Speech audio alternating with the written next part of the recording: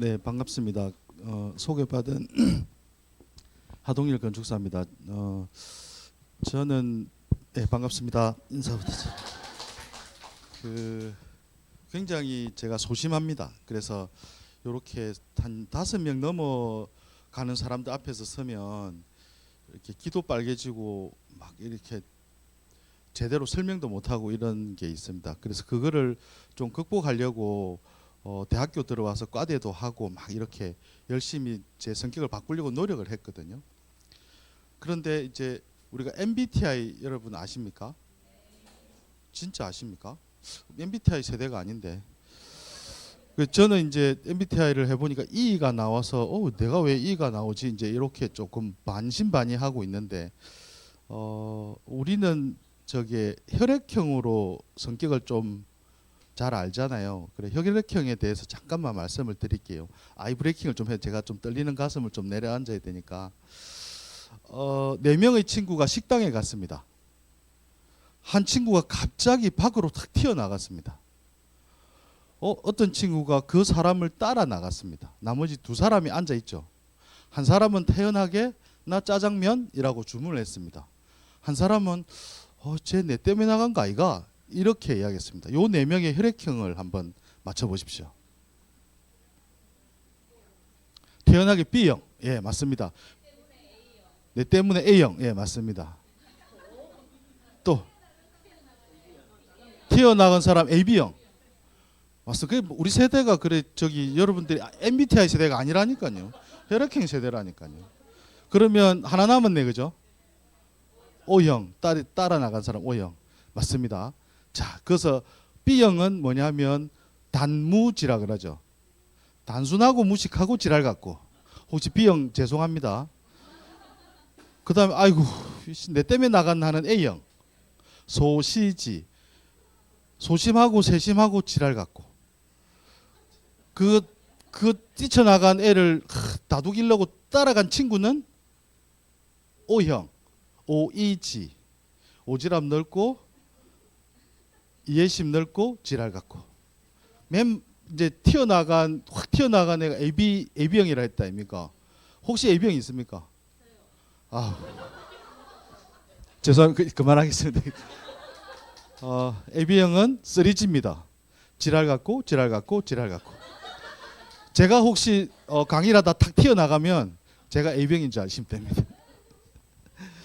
아이스 브레이킹 하고 강의를 시작하도록 하겠습니다. 원래 제목을 몰랐던 건축을 다시 보기라는 제목을 주셔서 한번 곰곰이 생각해 봤습니다. 우리는 건축을 얼마나 알고 있나 하는 생각을 해봤습니다. 그래서 이 숫자를 조금 알아맞혀 주셨으면 좋겠네요. 82억 3,245만 8,392. 돈이면 좋을 텐데, 그죠? 80억 이런 거. 혹시 연상이 안 됩니까? 와, 맞습니다. 1점 드리겠습니다. 1점 드리겠습니다. 그 어디 쓸지는 모르겠지만. 그럼 20억 이거는 뭘까요? 예.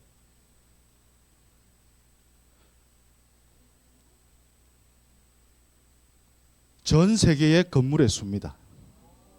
근데 이거는 다 조사가 안 되니까 추정치로 20억 개가 있다라고 추정을 하고 있습니다. 그러면 이거는 뭘까요? 이제 조금 이제 뭐 맞습니다. 3점 드리겠습니다. 집에 가서 사모님한테 쓰시면 됩니다. 예.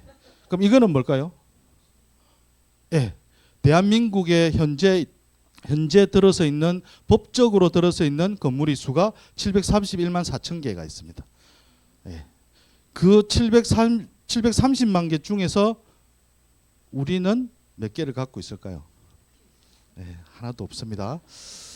인구는 매년 0.9%씩 줄어들고 있습니다. 내년에도 또 올해도 또 줄어들. 그런데 건물은 1%씩 늘어나고 있습니다. 희한하죠. 건물의 개수가. 그러니까 소유를 누가 많이 더 하고 있느냐에 대한 문제도 생길 겁니다. 그래서 오늘은 이렇게 700만 개나 되는 건물을 우리는 어떻게 바라볼까 하는 생각으로 강의를 시작하도록 하겠습니다. 목차를 보시면 여러분들이 좀 머리가 아플 겁니다. 우리가 이 강의의 제목이 뭐죠? 퇴근길 인문학 강의잖아요. 그래서 우리 건축가 인문학하고 뭐 어떤 관계가 있는지 인문에서 출발한 철학, 장소, 자연은 과연 어떤 건축과 관계가 있는지 조금 어렵습니다. 근데 이제는 졸업반이기 때문에 이 정도는 알고 가시는 게 좋겠다 싶어서 최대한 열심히 쉽게 한번 설명해 보도록 하겠습니다. 인문학의 시작은 여러분들 아시죠? 소크라테스, 플라톤, 아리스토텔레스. 들어는 봤죠? 이 중에 누가 제일 먼저 태어난 사람입니까? 확실합니까? 헷갈리죠? 네, 그래서 소프라노라고 외우시면 됩니다. 소크라테스, 플라톤, 아리스토텔레스를 나는 알아. 소프라노 이러면 한 번도 안 헷갈립니다. 그래서 우리의 인문학은 최초의 그리스의 휴머니티에서부터 출발을 합니다. 그래서 철학, 문학, 과학, 인간이 갖고 있는, 인간이 하고 싶은 일, 인간이 인간과 관계를 맺는 모든 일들을 이게 이제 이 인문학이라는 학문으로 정리하기 시작합니다. 근데 플라톤은 사실 인문학에 대해서 크게 그걸 안 했습니다. 왜냐하면 말로만 했습니다. 입만 살아 있었습니다. 근데 그거를 정리한 게 플라톤과 아리스토텔레스입니다. 그래서 여기서 이제 여기 이 그림하고 이 그림이 두 개가 있는데, 요거는 플라톤의 국가라는 책이 지금 남아 있지는 않습니다. 않는데 그걸 필사본한 게 남아 있는 게 나와서 이렇게 돼 있고요. 요거는 여러분들 한 번쯤 시도해 본 책, 시학. 그 고등학교 때 한 번씩 시도 안 해봤습니까? 시학을 펼쳐서 뭐 시를 쓰는 방법이 없더니 일이 나오니까 탁 덮었죠, 그죠? 맞습니다. 이게 플라톤이 훨씬 오래 전에 국가라는 책을 쓰고 아리스토텔레스는 시학이라는 책을 씁니다. 국가라는 책은 정치, 경제, 문화에 대한 이야기고요. 시학은 시를 쓰는 방법, 드라마, 희곡, 뭐 이런 것들을 쓰는 방법에 대한, 혹시 읽어보셔서 이해가 빠르신 걸로 알고 있습니다. 그 이전에 건축은 훨씬 이전에 출발했습니다. 언제? 800년 전에. 근데 이 800년 전도 어떻게 건축학계에서 이야기하냐면 채집의로 했던 시간은 치지 않고 정착했던 시간에부터 본인이 구조물을 만들어서 생존을 위해서 이렇게 만드는 시기부터라고 합니다. 근데 이거하고 문화하고 무슨 관계가 있어? 그렇죠. 그 다음에 이거는 신전입니다. 신전. 제일 처음에 신전, 기원전 BC 2116년 되는데, 요게 지구라트라는 처음으로 만든 신을 위한 공간입니다. 사담 후세인이 이걸 복원했습니다. 사담 후세인 많이 들어봤죠? 예, 근데 그 나쁜 사람들도 자기 국가를 위해서는 좋은 일을 하고 있는 모양입니다. 그래서 이건 신을 위한 공간이고요. 그 지구라트가 다 완성이 되면 58m 재단에서 모든 시민들이 볼 수 있는 위치로 되어 있다고 합니다. 자, 요거는 아테네 학당, 이거 잘 안 보이시는데 그죠? 아테네 학당이라는 그림입니다. 근데 이거는 라파엘로가 그렸거든요. 그러니까 시대로 보면 르네상스인데, 르네상스인데 이 그림을 그린 아테네 학당이네. 그래서 저는 사실 처음에 요게 아테네 학당의 과거 그리스에서 만든 그리스의 문학들을 이야기했던 시대의 도서관인 줄 알았습니다. 근데 그건 아니고, 요거는 성 베드로 성당을 그린 그림에 요분이 플라톤입니다. 요분이 아리스토텔레스입니다. 요분이 플라톤입니다. 그럼 이 사람들이 소크라테스네, 맞다. 소크라테스입니다. 근데 이 사람들이 이 당대에 같이 있을 수는 없죠. 그래서 이거는 상상화입니다. 상상화. 그래서 제가 인문학과 어떻게 그 건축의 관계가 있느냐 이렇게 찾아보니까, 아까 말했던 플라톤이 지금 국가라는 책의 내용과 히포타무스라는 도시계획가가 있었습니다. 그 도시계획에서 만든 요 아고라라는 도시와 아크로폴리스라는 도시가 이거와 꼭 같이 만들어 놨더라를 알 수가 있었습니다. 요 보시면 기능을 분리를 하는데 존이라는 게 있습니다. 여기는 신이 있는 아크로폴리스, 우리는 인간계, 그다음에 공동의 주거, 그래서 커먼 플레이스와 공공시설을 중심으로 했다는 것, 이런 것들을 쭉 해서 인문학과 처음에 관계를 가지게 됩니다. 또 인문학과 관계는 하나 더 있죠. 그리스 신화를 바탕으로 하는 아크로폴리스의 신전들, 물론 부서지긴 했지만 이게 복원이 되면 이런 모습이 된다고 합니다. 파르테논은 누구를 위한 신전입니까? 다들 제우스라고 알죠. 예, 이건 아테나, 예, 아테나를 위한 여기 신전이고, 여기 아테나 신전이 그래서 힌트를 딱 있었는데, 여기는 이 아테나라는 도시는 아테네라는 도시는 아테나라는 신과 바다의 신이 누구죠? 포세이돈이 서로 싸워서 아테나가 이겨가지고 이걸 차지한 도시입니다. 그래서 여기에는 포세이돈의 샘물도 있습니다. 예, 이 신화가 이제 아크로폴리스를 만드는 이런 또 인문학의 전제가 있죠. 이거는 이제 이렇게 부서진 현재의 모습입니다. 근데 제가 우리 집사람과 한 30년 전에 이걸 다녀왔습니다.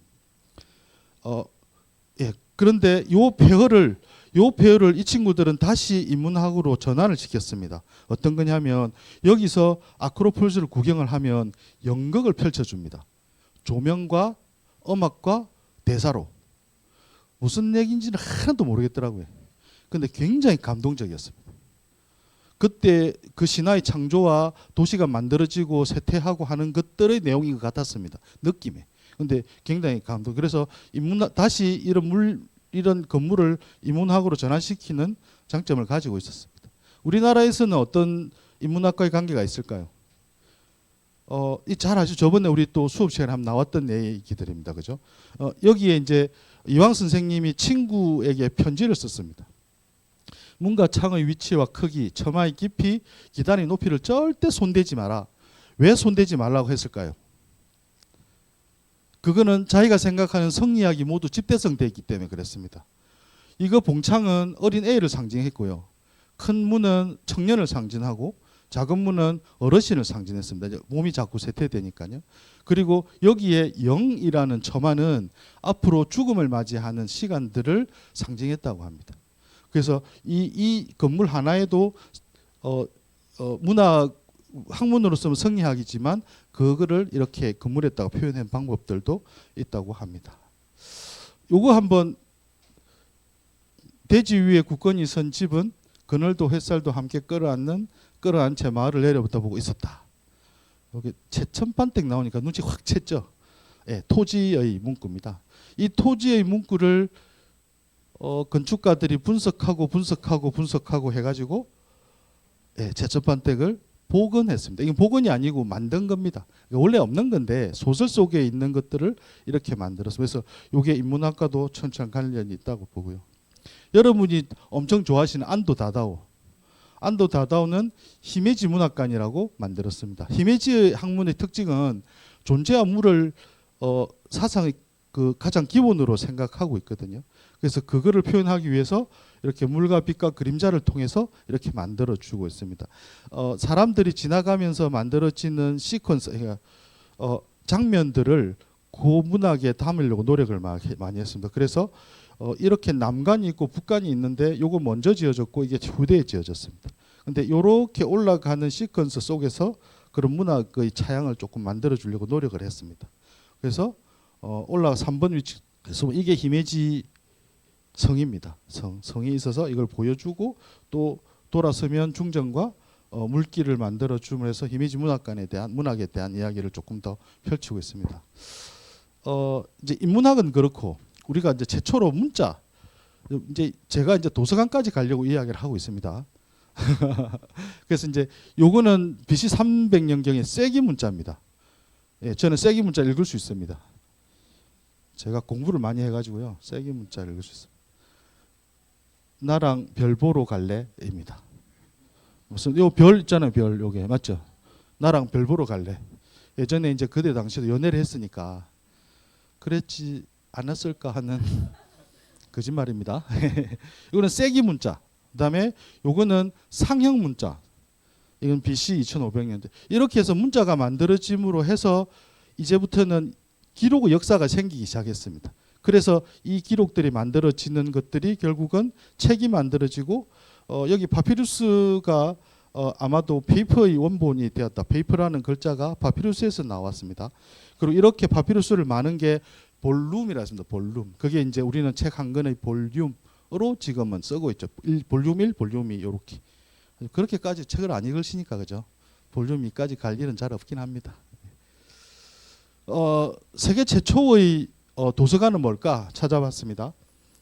카르나스 신전. 이제 그러니까 이집트는 이렇게 신전이 굉장히 많습니다. 그 카르나스 신전의 일부의 책의 집이라고 뭔가 흔적만, 그러니까 문자로만 남아 있습니다. 이거는 어떤 흔적이 남아 있지 않습니다. 그래서 복원을 해보니까 이렇게 생겼는데 요 안에 어딘가에 지금 남아 있는 거는 요쪽 어딘가만 현재 남아 있습니다. 가보시면. 그래서 요 어딘가에 있겠지 하는 추정밖에 없습니다. 가능성이. 그게 최초의 도서관의 시작이었고요. 근데 그보다 훨씬 큰 현대의 도서관이라고 말할 수 있는 최대의 도서관은 알렉산드리아 도서관입니다. 알렉산드리아 도서관은 여기 플레테르마우스 1세가 자기 아들, 자기 자녀들을 잘 키우기 위해서 아까 들어본 우리 성인 중에 아리스토텔레스 들어봤죠? 네, 아리스토텔레스 제자를 데리고 와가지고 요 건물을 만들게 했습니다. 그래서 이 건물에는 100명의 교수가 있고 공용식당, 열람실, 화장실 이런 게 있다고 합니다. 그래서 이거는 도서관이 아니고 대학의 전신이 아니었었나 하는 그런 생각도 들게 합니다. 이제 도서관이 변하기 시작했죠. 과거의 도서관은 기능, 소장, 학문, 중앙, 기술적 집약이라고 하면 현대의 도서관은 하이브리드와 지식 허브, 커뮤니티 플랫폼, 열린 학습 공간, 포용과 다양성으로 분리가 됩니다. 이거는 제가 그 도서관을 누군가 우리 그 공무원들에게 설명하면서 조금 변화해야 된다 하는 단면의 개념을 좀 이렇게 몇 개 그려 보았습니다. 그래서 여러분들은 몰라도 될 것 같고요. 네이버에 있는 네이버 도서관입니다. 네이버 도서관은 요 뒤에 전부 다 나무를 다 심어가지고 자연 친화적인 도서관을 만들어 놓고 있습니다. 이 도서관은 영화 도서관입니다.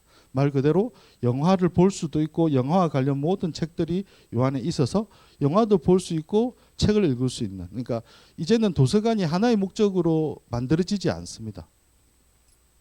네덜란드에 있는 공립도서관입니다. 네, 도서관이 이렇게 화려해지고 시작했습니다. 델프트 공대, 네덜란드 델프트 공대가 건축가로 굉장히 유명합니다. 그 캠퍼스 안에 있는 도서관입니다. 이런 형식을 랜드스케이프라고 그럽니다. 오늘 하나 배워 가십시오. 랜드스케이프. 예, 땅이 이렇게 굽이 쳤다. 그래서 랜드스케이프인데 이 옥상까지 올라갈 수 있습니다. 잔디가 심어져 있어서. 예, 이런 도서관의 형식도 있고요. 이거는 미국 시애틀에 있는 램쿨하스라고 하는 건축가가 굉장히 유명한 건축가입니다. 건축가 지은 이제 이것도 도서관입니다. 실내는 이렇게 돼 있습니다. 예. 그러니까 도서관이 요즘엔 도서관이 아니라 나중에 뭐 저기 다른 도서관을 보여주겠지만 책 읽는 곳이 아닙니다. 요즘에는 도서관에서 조용히 해 하면 안 됩니다. 예, 요즘 도서관 가면 많이 떠들으라고 해야 됩니다. 이거는 또 특별히 그 건축적으로 구조를 이렇게 잡고 있지만 요 외피가 구조 역할을 한다 해서 그 표피 건축에 대한 의미로 또 좀 만들어진 건축이긴 합니다. 아까 우리 알렉산드리아 저기 도서관을 아까 소개해드렸잖아요. 현대에 와서 새로 이렇게 지은 겁니다. 예, 여기 보면 달이라고 써 있습니다. 달과 월이라고 우리나라 글자로. 그러니까 요 벽면에 전부 세 개의 문자를 이렇게 박아놨습니다. 여기 월이죠. 월 이렇게 돼 있습니다. 그래서 우리나라 문자도 여기 들어가 있는 걸로 알 수가 있고요. 요거는 헬싱키에 있는 오디 도서관입니다. 이 오디 도서관은 원래 바닷가에 이제 막 생선을 팔던 막 그런 곳이었는데 여기를 이렇게 만들었습니다. 이 벤치. 내부는 이렇게 하나의 플랫폼이라고 그럽니다. 하나의 바닥이 전부 연결돼 가지고 처음부터 저 끝까지 다 볼 수 있도록 이렇게 다 만들었습니다. 그러니까 이거는 조용할 수가 없습니다. 그지? 누가 한마디만 하면 큰일 나는 그런 장소가 되는 거지. 그래서 이제 창원 도서관 나왔습니다. 예. 이건 별로 볼 것이 없어가지고 넘어가려고 합니다. 개념만 좀 설명드리겠습니다. 원래는 요 길이 없었는데 설계하고 나서 이 길이 생겨서 참 속상합니다. 자연을 이렇게 데리고 들어오고 도시를 이렇게 껴안는 요 프레임 속에 건물 속에 필요한 프로그램들을 쌓아 올리는 방식으로 구조를 형성했습니다. 그래서 이게 나중 정축이 돼도 요 구조 요 패턴을 좀 가져갈 수 있는 패턴이 좋겠다. 그리고 이게 이 나무가 여기까지 이렇게 끌고 들어오면 좋은데 이게 끊기지 않았었거든요. 그래서 이게 전부 다 자연이었으면 아마 그 효과를 충분히 발휘할 수 있을 거라고 생각하는데 그게 좀 안타깝습니다. 그리고 이 원형 광장 안쪽에 광장이 있어서 지금은 이게 초기인데 아마 여기 지금 그 마술쇼를 하고 있었을 겁니다. 그리고 실내는 이렇습니다. 피아노가 있습니다. 왜 피아노인지 물어봤더니 토요일마다 피아노로 회를 한답니다. 혹시 토요일 날 심심하면 한번 가보십시오. 여기 왁자지껄 엉망진창 막 애들 엄청 시끄럽게 뛰어놀고 있습니다. 어쨌든 이런 도서관도 우리 창원에도 있다라는 겁니다. 그래서 우리는 이 인문학과의 관계는 결국 단순히 이제 기술로서의 건축이 아니라 우리의 문화를 담아내는 것들을 건축을 하고 있다라는 말씀을 좀 드리고 싶습니다. 다음은 철학입니다. 어렵습니다. 철학하면 조금 어렵긴 하죠. 근데 철학 중에서 이제 또 좀 쉬운 철학만 이야기하고요. 최초의 철학은 우리가 또 아까 아리스토텔레스 나옵니다. 이 플라톤. 원래 우리 고전엔 그 아주 초창기의 그리스의 철학은 인간 중심이었거든요.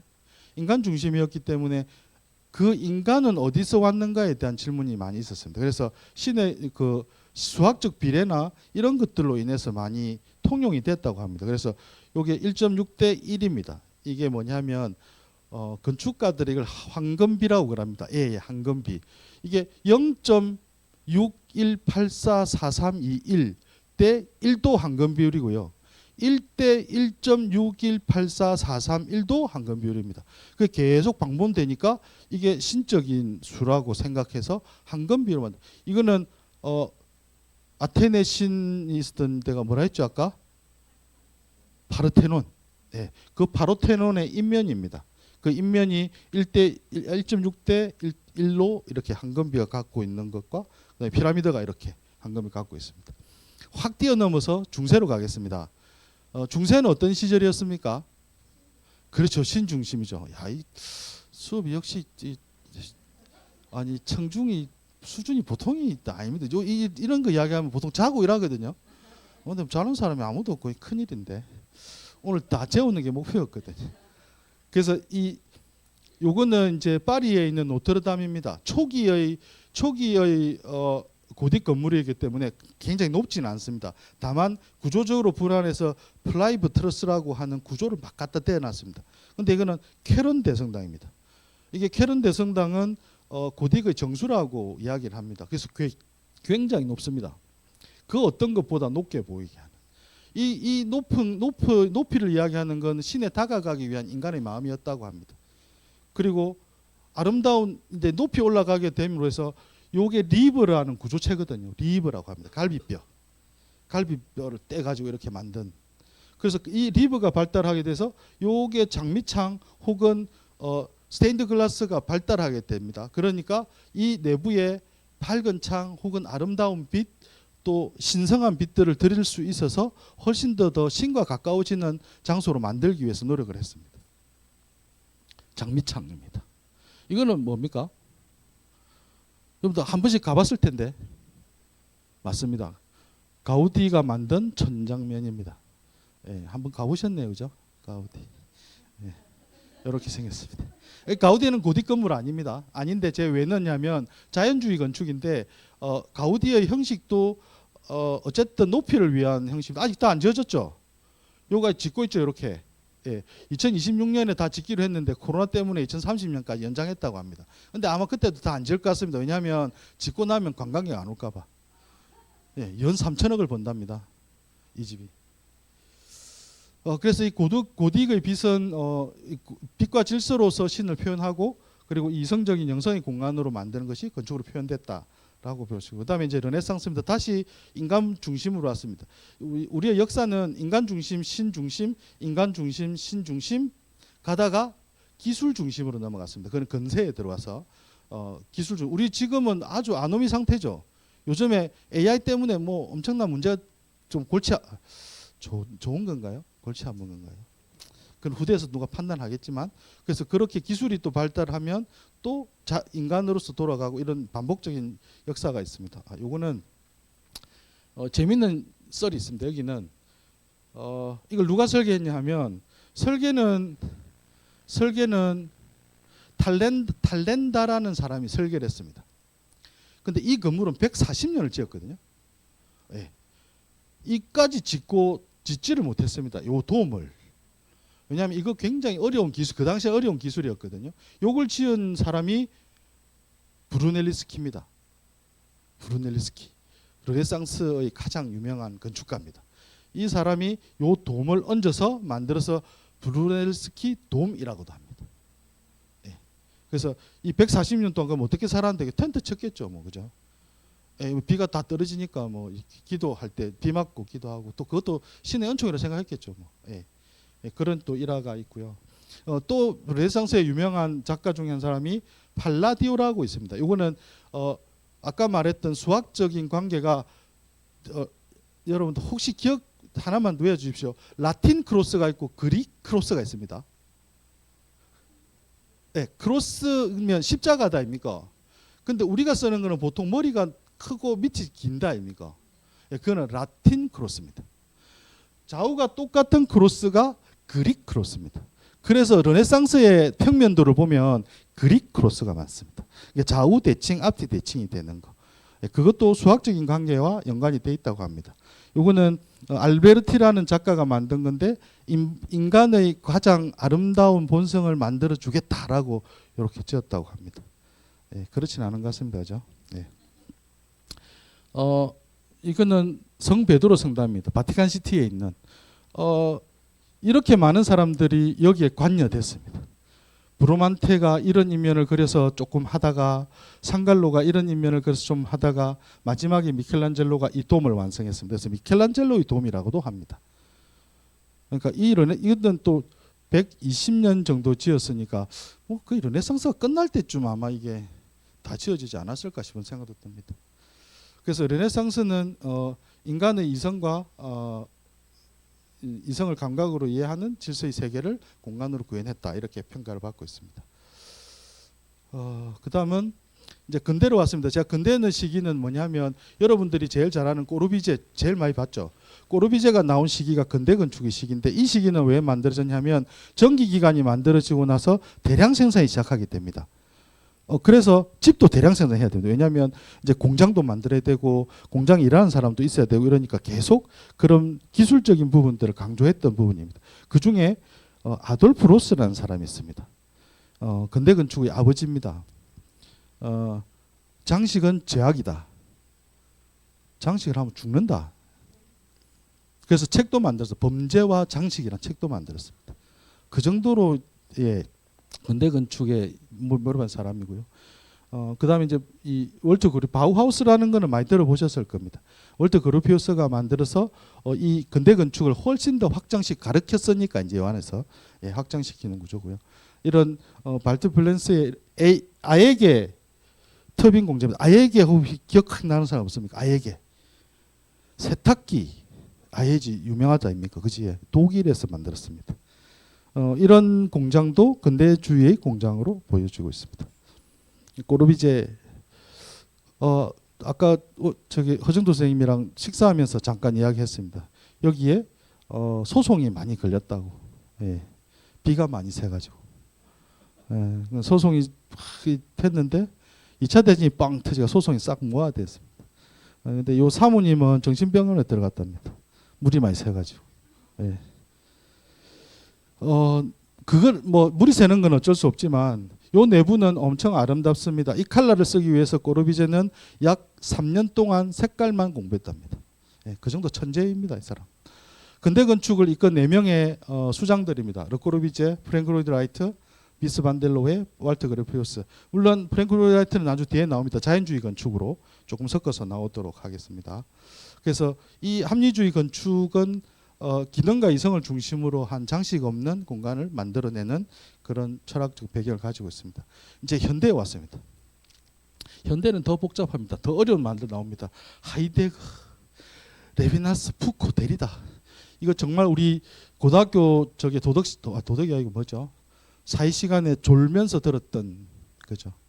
이게 현대 건축과 어떤 영향이 있을까요? 예. 안도가 설계한 빛의 교회입니다.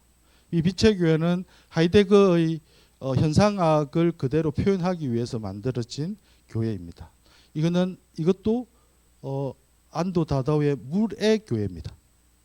이 사람은 바람의 교회, 물의 교회 막 이렇게 시리즈가 있습니다. 그죠? 잘 아시지? 예.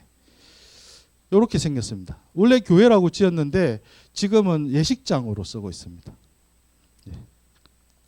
이게 어디였죠? 두오모, 토마무. 여기가 토마무라는 북해도에 있는 토마무라는 유원지입니다. 유원지. 이게 겨울에 스키를 굉장히 많이 타러 오는 곳입니다. 그 속에 여기 아까 그 뒤에 보시면 아까 보시면 이런 설원이 있죠. 이거 그냥 뭐 그게 아니고 원래 이 지방이 눈이 이렇게 많이 온답니다. 그래서 이렇게 아름다운 모습으로 좀 보여지고 있는 모습입니다. 아주 현대의 건물입니다. 일본의 사나라는 건축가고요. 21세기 미술관인데 요거는 레비나스의 환대라는 모르겠고요. 넘어갑시다. 어떤 개념이냐면 도시를 바라보는 이게 안쪽이거든요. 이 안쪽인데 이 도시를 훨씬 더 적극적으로 연결시키고 환대해야 된다. 도시의 얼굴을 만들어야 된다라는 주장을 했어요. 그래서 그거에 입각한 거고요. 그거와 정반대되는 게 있습니다. 예. 요거는 춤트의 글라우스 교회인데요. 이거는 암흑, 어둠으로 대응하는 것으로 나와져 있습니다. 이 안쪽은 이렇게 생겼습니다. 예. 근데 이거는 개인 건물입니다. 개인. 요 농장의 부부가 이걸 의뢰를 해가지고 설계를 했대요. 여기 소나무를 이렇게 세워가지고 이렇게 만들어서 콘크리트를 붓고 이 소나무를 태웠습니다. 싹 태웠습니다. 태워가지고 이렇게 까맣게 여기 반짝반짝 불이 있죠. 요거는 우리가 콘크리트 타이라고 그럽니다. 콘크리트 무너지지 말라고 묶어주는 게 있습니다. 그거를 연결한 겁니다. 그래서 이걸 빛을 이렇게 낸 거고요. 그다음에 이제 아주 복잡한 거 나옵니다. 데리다 이론. 하나만 해체라고 합니다. 해체. 그러니까 기존의 건물은 이렇게 지어지지 않았다. 해체다. 그래서 수직과 수평이 온전하지 않다. 예, 그런 건축들 많습니다. 보면 감동스러운 것도 있고요. 이거는 가슴 아픈 건물이죠. 다니엘 리베스킨트의 유대 박물관입니다. 죄송합니다. 다윗의 별을 해체해서 베를린 안에서 유대인이 가장 많이 학살된 곳을 축으로 만들어서 그 유다의 별을 다시 재배치했습니다. 요 안쪽은 이렇습니다. 가슴이 찢어지도록 아픈 인면을 표현하고요. 내부에 짓눌리는 이 구조체로 인해서 걸어가야 되고 다음 공간을 지나가기 위해서는 6만 개의 얼굴을 짓밟고 지나가야 됩니다. 요 셀을 짓밟는 그 순간에도 아픈 소리를 듣게 되는 겁니다. 마지막은 가스실의 마지막 희망이 보이는 불을 하나 보여주고 아주 가슴 아픈 그런 공간입니다. 그다음에 이제 이 데리다 이론을 적극적으로 수용한 작가 중에서 자하 하디드라고 있습니다. 아랍의 공주였는데 얼마 전에 돌아가셨습니다. 아주 유명한 건축가입니다. 담배를 엄청 많이 피웠습니다. 이거는 어딘지 아시겠지? 함식 갔을 텐데 여기. 야, 우주선. 예. 동대문 플라자입니다. DDP. 한번 갔었지? 이제 그러네. 예. 동대문 플라자입니다. 이거를 자하디라는 선생님이 설계를 했습니다. 그 내부는 이렇게 유선형의 우주선 같은 유선형을 만들고요. 이거는 구겐하임, 스페인 가장 북부에 있는 구겐하임이라는 동네에 빌바오라는 동네, 제일 북부의 빌바오라는 동네에 있는 구겐하임 박물관입니다. 1960년대 철강으로 가장 유명했던 빌바오가 80년대부터는 쇠락하기 시작합니다. 그래서 여기 시장이 도시 재생을 꿈꾸면서 만든 미술관이고 이 작가를 데리고 와서 해서 지금 이게 굉장히 성공을 했습니다. 그래서 연 1,000억 이상의 수입을 올리고 있다고 합니다. 이거는 이제 요것만 재생을 한 게 아니고 요 건너편에 예전에 그 철강에 있던 숙소에 있던 사람들도 숙소도 다 재리모델링해서 이제 뭐 호텔로 만들고 식당으로 만들고 그런 프로젝트였습니다. 예, 잠깐 보시겠습니다. 이거는 내부 빛도 해체를 해놨습니다, 그죠? 이때까지 보던 이렇게 네모잡이 빛이 안 들어옵니다, 그죠? 예. 이 사람은 자기 사무실에 이거를 구현할 수 있는 프로그램을 별도로 가지고 있습니다. 예. 그래서 이렇게 가능하다고 합니다. 이렇게 아름다운 꽃을 모양을 하고 있기도 합니다. 자, 이걸 제가 왜 여기까지 왔냐면 이제 철학 다음에 이제 교육을 이야기하려고 가져왔습니다. 우리 교육의 철학도 굉장히 많이 바뀌어 있습니다. 예를 들면 정통적인 교육은 암기, 교사 주도, 오프라인 평가 위주, 개인 단일화라는 침체되어 있던 것에서 현재는 비판과 창의, 학생과 학부모의 참여 설계, 온라인 하이브리드, 뭐 협업, 복합화 이런 게 있습니다. 이 두 그림을 비교해 보면 뭔지 아시겠습니까? 예, 네, 맞습니다. 갔다 오시지는 않았지. 예. 그래서 우리가 학교 간다 그러지 않습니까? 학교, 예, 학교 간다. 예, 교도소고 여기는 학교입니다. 굉장히 똑같은 구조가 있습니다. 운동장이 있고 교사가 있고 그 안에 복도가 있어서 복도에서 모든 것을 규제할 수 있도록 만들어 놓은 시스템들입니다. 혹 이렇게 지금 회상하시는 분도 있을 거고, 그죠? 이렇게 회상하시는 분도 있을 거고, 이렇게 회상하시는 분도 있을 거고. 이 말은 무슨 말이냐면 지금의 학생들은 19세기의 교실에서 20세기의 선생님한테 가르침을 받고 있다는 뜻입니다. 그만큼 학교가 변하지 않았다는 얘기입니다. 근데 학교가 순식간에 바뀌기 시작했습니다. 2010년도부터. 이거는 일본의 후지 유치원이라고 합니다. 일본이 엄청 교육에 대해서 그러니까 좀 더 확고한 그게 있거든요. 근데 이렇게 바뀌어서 넘어갔습니다. 이거는 우리 근처에 있습니다. 용남고등학교입니다. 사천 용남고등학교. 모든 교실에 테라스가 있고, 예, 요 교실에 테라스가 다 있습니다. 예, 그래서 여기 가보시면 여기 어떤 분은 펜션이가 하는 사람도 있고, 어떤 분들은 야 얘들 이런 거 공부는 하겠나 이런 평가가 있습니다. 뒷모습은 이렇게 플로팅처럼 되어 있고 옆모습을 뒤쪽에 만들었습니다. 경사지가 되어 있었기 때문에 이렇게 테라스가 생겨가 있고요. 이제 이거는 제가 설계합니다. 용남중학교입니다. 요거 밑에 요거 보시면 지금 여기가 용남고등학교 지금 그 건물이고요. 여기가 용남중학교 제가 설계한 건물인데 이 건물은 중학교의 동선과 고등학교의 동선, 마을의 동선과 운동장의 동선을 합치게 만든 C 플랫폼을 계획해서 만들었습니다.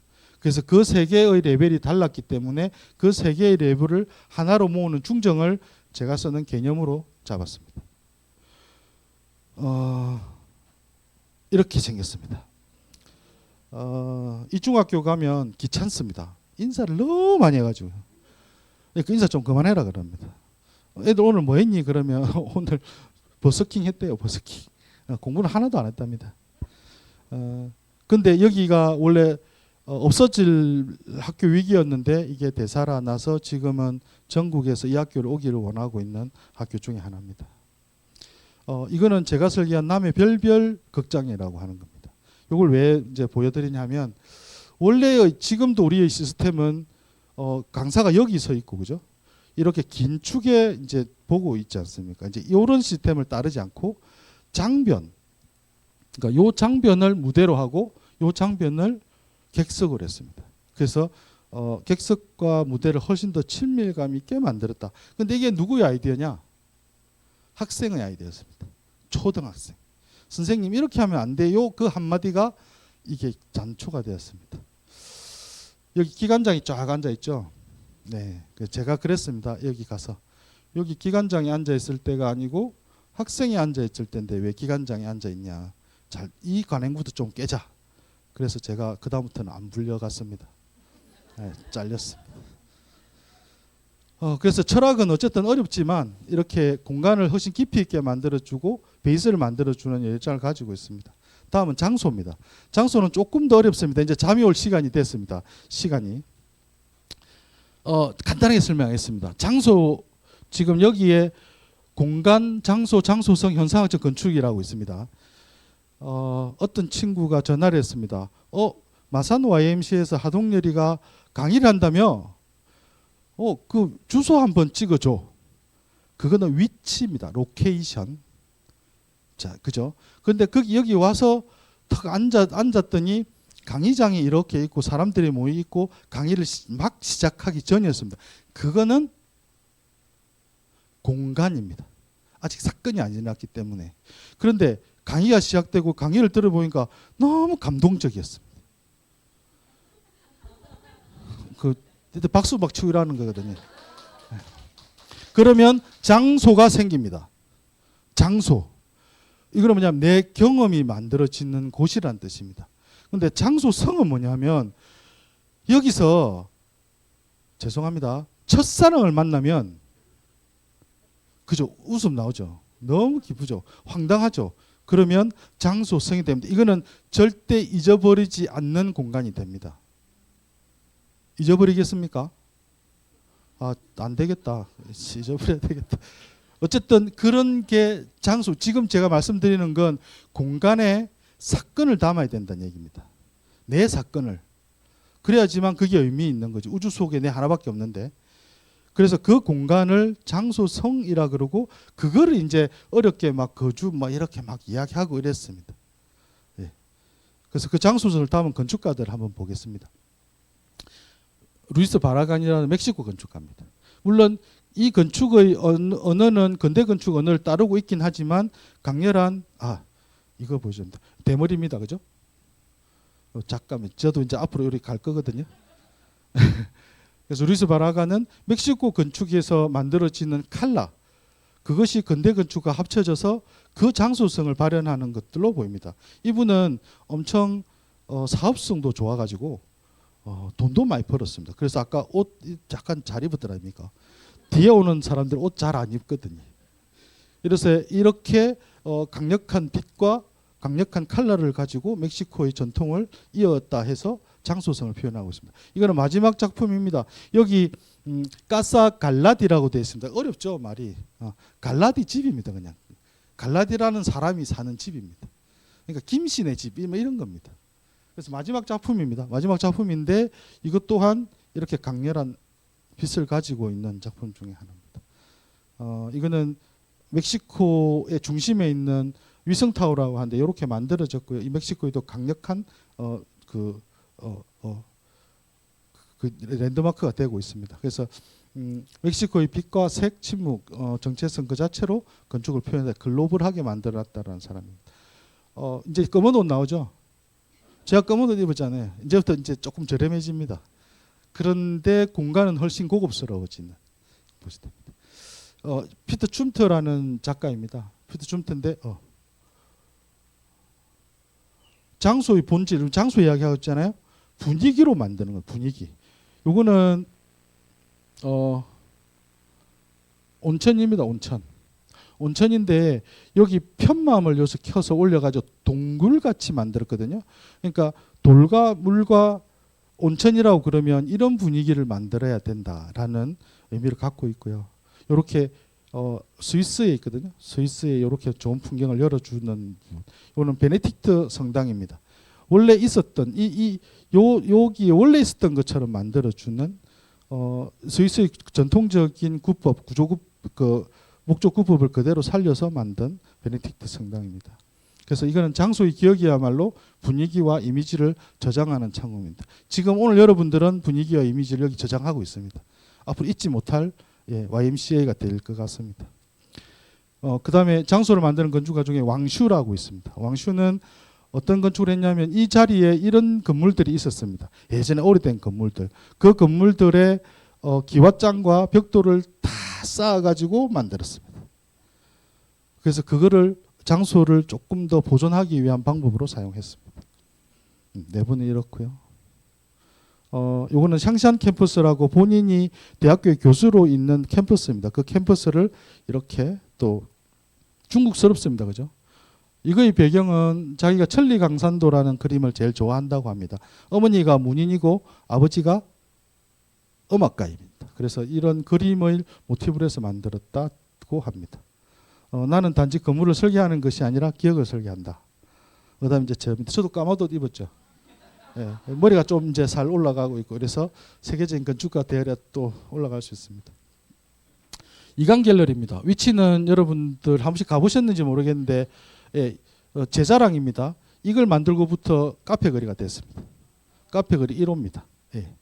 그리고 지하를 파자고 그렇게 이야기했는데 지하를 안 팠습니다. 준공나고 너무 장사가 잘 되니까 하수영 왜 지하 파자는 이야기 안 했노? 내가 2번이나 했는데요. 그러니까 할 때까지 해야지. 이런. 그게 제 잘못으로 돌아왔습니다. 요거는 장소를 어떻게 만들었냐면 100이라는 대지가 있으면 48이라는 건물이 설 수 있습니다. 그래서 앞으로 내면 앞에 공지를 내면 사회 그러니까 너무 개방적인 공간이 되고 뒤에를 내면 쓸 수 없는 공간이 되어서 중정을 만들어서 그 중정을 틔우는 프로그램이었습니다. 이게 중정입니다. 이만큼. 그래서 이걸 확 틔우면 이렇게 보입니다. 이렇게. 그리고 후정의 부분과 측분 부분도 전부 다 쓸 수 있도록 창을 만들어서 연장하는 그런 부분들로 구성을 했습니다. 예, 이런 장소. 다음은 자연입니다. 결국 우리가 건축을 하게 되는 건 결국 자연으로 돌아가는 경우가 굉장히 많이 있습니다. 자연 뭐 정원이 되든 어떤 것이 되든. 그래서 뭐 이런 역사적인 거 모르겠고요. 바로크부터 들어가겠습니다. 바로크는 뭐였죠? 바로크는 안 했구나. 르네상스 다음이 바로크인데 그죠? 바로크도 인본주의인데 요거는 루이 14세 때 지었습니다. 3만 명이 약 50년 동안 이걸 가꿨답니다. 그러니까 이거 완전 절대 권력을 엄청 가시한 거죠. 요 한 바퀴 돌면 40km. 네. 걸어서는 불가능합니다. 혹시 가시면 요쪽만 보십시오. 요쪽만. 요 한 바퀴 도는데 2시간 반 걸립니다. 아까 말했던 그 프랭크 로이드 라이트라는 작가도 자연주의 건축을 했습니다. 산 중턱에 이렇게 만들고 내부에 있는 요것들도 전부 다 안도 다다위의 지중미술관 실제로는 다 파가지고 공사를 다 한 다음에 다시 묻었던 참 저게 무슨 자연주의 건축이야. 싹 다 훼손 다 해놓고. 근데 좀 끄다 가니까 나무가 자라고 이렇게 자랐더라고요. 그러니까 뭐 인정할게 자연주의 건축. 그 천정에 이렇게 뚫려 있는 요 부분들이 중정이거든요. 거기가 이렇게 이제 보여지는 거고 여기가 월터 더 마리아라는 요 구슬 하나만 있는 미술관입니다. 그다음에 이거는 테를이라는 그 제임스 테를이라는 작가의 미술관이고요. 여기는 이제 아까는 나우심하고 이건 테시마라는 섬에 테시마 미술관이 하나 있습니다. 이렇게 생겼습니다. 당시 이렇게 생겼는데 이렇게 이를 통해 자연을 바라보고 요 실이 이렇게 있죠. 바람을 느끼라고 실인데 가서 떼면 안 됩니다. 큰일 납니다. 작품입니다. 이거. 떼면 안 됩니다. 이 건물은 하나 전체가 미술 작품입니다. 그래서 나이토레이라는 작가와 니사자와 리에라는 건축가가 둘이 합작을 해서 만든 하나의 미술관입니다. 개념은 어떤 거냐면 물이 바닥에서 생성이 돼서 올라왔다가 흐르다가 소멸되는 과정을 보여줍니다. 그러니까 그 바닥이 전부 물입니다. 그냥 하나의 작품으로. 그 다음에 제프리 와핀데 자연주의 건축. 잘 보고 넘어가겠습니다. 이건 갔다 오셨지?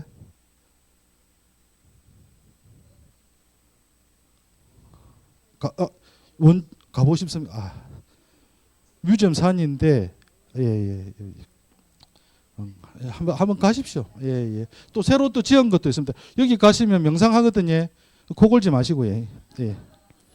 그 다음에 이제 우리 가까이에 사유원이라고 있습니다. 군이 대구 옆에 군이라는 곳에 태강산업의 이사장이 그 무슨 나무죠? 모가나무가 일본에 팔리는 것을 너무 마음이 아파가지고 여기 땅을 사가 여기 묻기 시작했다. 그러니까 다시 심기 시작했답니다. 그게 이렇게 만들어졌습니다. 가면 이렇게 있습니다. 여기는 각오하고 가셔야 됩니다. 볼 것도 많고 다리도 아프고. 소대 소요원 이거는 알바로 시자라고 여러분들이 알만한 게 넘어가겠습니다. 이런 이제 정원들을 만들어 놓고요. 이런 이제 구조물도 만들어 놓고 예, 굉장히 많은. 요거는 뭐 잘 아시죠? 성효상 선생님은 아시죠? 예, 성효상 선생님이 만든 명정입니다. 명상을 할 수 있는 공간이란 뜻입니다. 그리고 요거는 소요헌 알바로 시자가 만든 공간에 요렇게 빛이 들어오는 걸 하나 찍었는데 요것도 그냥 의미가 있거나 이렇지는 않습니다. 그냥 고민을 하거나 사색을 하기 위해서 그냥 만들어낸 공간이긴 합니다. 다음은 이제 서미정원입니다. 우리나라는 민간 정원이 몇 개가 있을까요? 민간 정원은 뭐냐면 내가 정원을 이렇게 꾸며가지고 다른 사람들 보고 놀러 오세요. 5,000원입니다. 이렇게 하는 게 민간 정원입니다. 근데 민간 정원은 등록을 해야 됩니다. 그래서 지원을 받을 수 있대요. 한 몇 개쯤 있을까요? 경상남도는 대략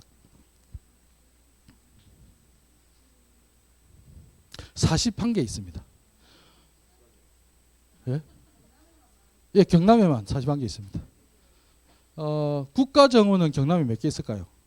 국가정원은 굉장히 큰 정원입니다. 국가에서 관리하는 정원이거든요. 경남에는 몇 개 있을까요? 예, 경남에는 없습니다. 안타깝게. 전국에 2개 있습니다. 순천만과 태화강 2개 있습니다. 예. 그런데 지금 만들고 있습니다. 그제에 2030년을 목표로 국가정원을 만들고 있습니다. 아마 기대해 보겠습니다. 예. 이 서미정원은 이렇게 여러 개의 아까 사유원처럼 화려하거나 그렇지는 않습니다. 다만 남해가 갖고 있는 다랑이 논의 모습과 거기서 만들어진 돌, 덤벙이라고 하죠. 덤벙 여러분 압니까? 덤벙 물대던 곳, 덤벙을 그대로 더 재현해가지고 만든 그런 정원입니다. 이게 매표소고요. 예, 사택, 하늘 정원. 사실 이게 사진이 안 좋았었는데 저 끝에 다도해가 참 보이거든요. 마음속에 보인다고 생각하시면 됩니다. 혈이 있어 그런데 날이 좋으면 여기에도 하늘이 하나 더 비치는 하늘마당이 있고요. 벽을 중심으로 해서 이쪽 뷰와 이쪽 뷰를 나눠놨는데 요 뷰는 픽처레스크라 그래서 요만큼만 보여줄래 하는 건축가의 의도가 있는 겁니다. 이 앞면 있죠. 오늘 이 강의 듣는 분들이 수준이 도통이 아닌데요. 모네의 정원입니다. 모네가 수련을 그릴 때 자기 집에 직접 이렇게 정원을 꾸몄다고 합니다. 그거를 보고, 그러니까 비슷하게 만들어. 보고 깜짝 놀랐습니다. 너무 비슷해가지고. 그래서 이런 작은 것들이 있고요. 결국은 우리 건축은 자연을 뭐 가두고 훼손하는 게 아니고 이제 앞으로는 같이 가야 되는 상황입니다. 그래서 그런 자연에 대한 좀 훼손들을 조금 더 이렇게 복원하는 거죠. 이렇게 4개의 챕터가 올라 내려온 건 결국은 제가 지역주의 건축을 이야기하고 싶어서 4개의 챕터를 이야기했습니다. 지역의 문학, 지역의 철학, 지역의 장소, 지역의 자연은 과연 우리 건축에게 어떤 영향을 주고 있느냐, 우리는 또 그걸 어떻게 활용하고 건축을 하고 있느냐 하는 부분들을 이야기하고 싶어서 했습니다. 지역주의 건축 참 생소하죠, 그죠? 이건 사실 얼마 안 된 이야기입니다. 근대 합리주의 건축이 이제 꼬르비제 건축이 한국에 상륙을 딱 했다. 한국이 아니지. 어디 상륙을 딱 했단 말입니다. 근데 그 지역은 꼬르비제의 언어와 다른 토속적인 문화가 있지 않겠어요? 근데 그거를 무시하라는 게 근대 합리주의거든요. 그런데 갖고 와 보니까 이거는 기술은 내가 쓸 수 있겠는데 야, 이거 재료나 이런 거는 못 쓰겠어. 그게 비판적 지역주의라고 합니다. 비판적주의. 근대 합리주의를 비판해서 받아들이는 근대주의를 말하는 겁니다. 이제 그 대표적인 건축가가 알바 알토라는 분입니다. 이렇게 생겼고요. 이거는 뭡니까? 돈에 들어갈 정도면 어마어마한 지명도가 있는, 맞습니다. 여기는 건축가가 배를 타면 국기를 달아주는 나라입니다. 핀란드입니다. 이거는 핀란디아 호울입니다. 핀란디아에는 이분 말고 한 분 더 유명한 작곡가가 있습니다. 맞습니다. 시벨리우스라는 작곡가가 핀란디아 곡을 썼습니다. 그 곡이 굉장히 유명해서 지금 국가를 애국가를 뭐라 그러죠? 국가라 그럽니까? 그걸 뭐라 그러죠? 그걸로 쓰고 있습니다, 지금. 예. 이 사람의 건축은 앞에 보던 근대주의 건축과 약간은 다릅니다. 빛이 들어오는 방식도 다르고 박스형의 건물도 아니고 조금 더 비정형이고 높이도 각각 다른 형태들을 만들어 놓고 있습니다. 그것들은 전부 다 스칸디나비아 지방에서 갖고 있는 특징들을 되도록이면 자연과 연결해서 만들려고 하는 노력이 있었던 것 같습니다. 사이너첼로의 알토 센터입니다. 이런 작은 메소드를 분리해서 만든 것. 그래서 알토는 지역적인 그 근대주의 건축이 들어왔지만 그거를 어쨌든 지역화하려는 노력을 굉장히 많이 했고 그것이 결국은 현대 건축은 지금도 우리는 어쩌면 알바르토를 배워야 될지도 모르는 꼬르비제를 배울 게 아니라 알바르토를 배워야 될지 모르는 그 다음에 이제 그 다음에 이제 재생이라는 단어가 어디서 나왔냐 하면 스티븐 무어의 죄송합니다. 환경 지속 가능성과 지역 정체성, 사회 정의를 통합하는 방향의 건축이 있어야 된다. 그게 재생적 지역주의입니다. 거기에 키워드는 지속 가능성, 지역성, 정의를 뜬다. 이 정의는 민주적 공간을 만들어야 된다라는 의미인데 그거는 사회약자와 지역 주민의 참여를 꼭 필요로 하는 것이다. 라고 이야기합니다. 그래서 이런 지역주의는 생태, 사회, 정치 통합, 지역 이런 것들로 되어 있고요. 지역주의 건축가를 한번 보겠습니다. 미국의 뉴번이라는 주에서 활동하고 있는 두랄 스튜디오입니다. 요거는 여기 잘 안 보이시죠? 여기 소방차가 나와 있거든요. 여기가 소방서입니다. 이날은 소방서에서 축제를 하는 날이 어떤 모양입니다. 소방서에 있는 소방차를 다 끄집어내고 요 안에서 축제를 벌리는 그런 겁니다. 이 소방서는 이 주민들과 같이 만든 소방서입니다. 어떻게 만드느냐 하면 난주 뒤에 나옵니다. 이것은 에커릴이라는 지역에 아동들이 약물에 굉장히 노출이 많이 돼 있대요. 그래가지고 굉장히 몸도 약해지고 폐악률도 높고 이래서 그 친구들을 보호하기 위해서 만든 소녀 클럽입니다. 여기에 많이 있는 구조체들은 목조 구조를 전부 다 하나의 통일된 형태로 만들어서 조립이 가능하도록 만들어서 누구나 만들 수 있는 구조라고 이야기를 하고 있습니다. 요거는 포스트 프레임 구조를 사용해서 포스트 프레임은 뭐냐면 요 지붕을 먼저 만든 다음에 지붕 안에 집을 다시 만드는 거죠. 그러면 비가 오나 눈이 오나 요 안에서 프레임 안에서의 공간은 충분히 만들 수 있는 빠르게 만들 수 있는 여지가 있고요. 요거는 또 알리바마라는 도시의 어떤 그 전통적인 구조체라고 합니다. 그래서 그런 구조로 보고 있고 이게 뭐냐면 프리케이션 파빌리온이라고 해서 이런 구조체를 각자들이 배우는 공간입니다. 배워서 그걸 자기들이 조립하고 자기들이 만들 수 있는. 그다음에 케레라는 이제 아프리카 건축가입니다. 여기 보시면 말도 어렵죠. 부르키나파소라고 혹시 알고 있습니까? 처음 압니까? 갔다 왔었어요. 들었어요. 예. 거기 간도라는 지방에서 태어났는데 다행히 이 친구는 65년생인가 그렇습니다. 모르겠다. 65년생은 나이가 그렇게 많지는 않습니다. 다행히 부족장의 아들로 태어났습니다. 그런데도 공부를 할 돈이 없어서 20km를 걸어가서 초등학교를 다녔다고 합니다. 성공한 아프리카의 독지가가 독일로 공부를 보내줘서 건축 공부를 해서 건축가가 돼서 여기에 왔습니다. 그래서 간도에 있는 초등학교를 설계하게 됐습니다. 이렇게 만들었습니다. 바람이 만들어가는 길을 위에도 만들고 밑에도 만들고 창에도 만들고 더우니까 그런 것들을 전부 다 그 현장에 있는 자료를 전부 써서 만들었던 것입니다. 이게 이 모습입니다. 여기 토기를 이렇게 구워서 잘라서 옮겨서 지붕에 이렇게 넣었습니다. 본인들이 직접 만드는 거죠. 그런데 이런 빛이 들어옵니다. 이거 여러분들 울지를 않는구나. 여기서 눈물 한 방울 이렇게 좀 흘려야 되네. 감성이 좀 메말라 있네요. 이거는 도서관입니다. 예. 그래서 이런 빛은 꼬르비제만 하는 게 아닙니다.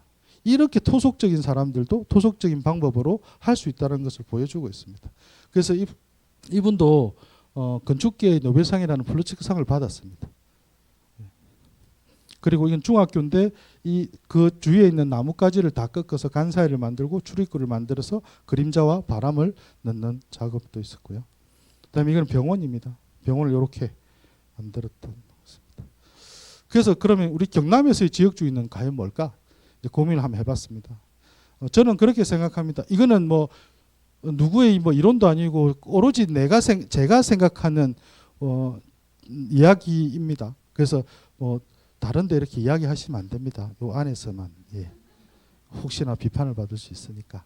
저는 비판적 지역주의와 재생적 지역주의가 합쳐져야지만 우리 경남에서 충분히 가능한 지역주의가 나오겠다 하는 생각입니다. 그거는 뭐냐면 우리나라의 우리 경남이 갖고 있는 지역적 그 구조적 특성은 자연환경, 바다, 산, 뭐 없는 게 없이 다 있습니다. 역사 문화 정말 전통이 있는 경남이다, 그죠? 공동체는 예, 이렇게 되어 있습니다. 산업 기반도 혹 이렇게 쓸 수 있는 재료들도. 그래서 저는 요걸를 통해서 이렇게 앞으로의 건축, 경남의 건축을 조금 이끌어갔으면 좋겠다 하는 의미고, 그걸 좀 대표하는 몇 개의 건물을 두 개의 건물을 소개할까 합니다.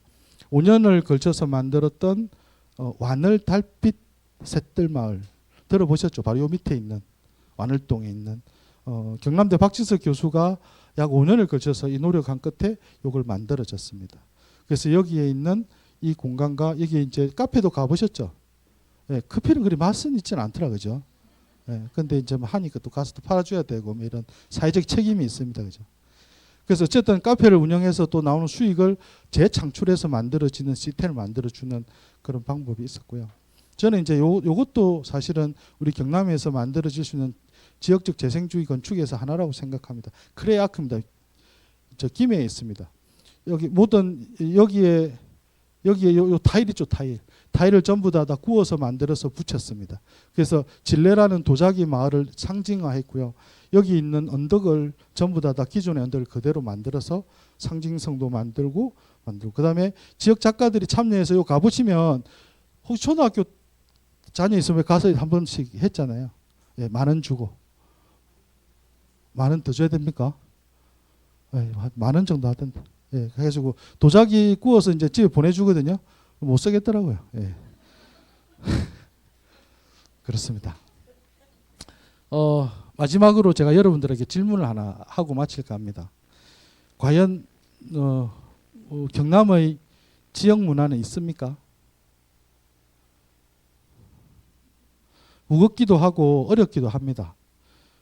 사실 처음에 저희들이 6명이 경남신문에 글을 낼 때 처음에는 이랬습니다.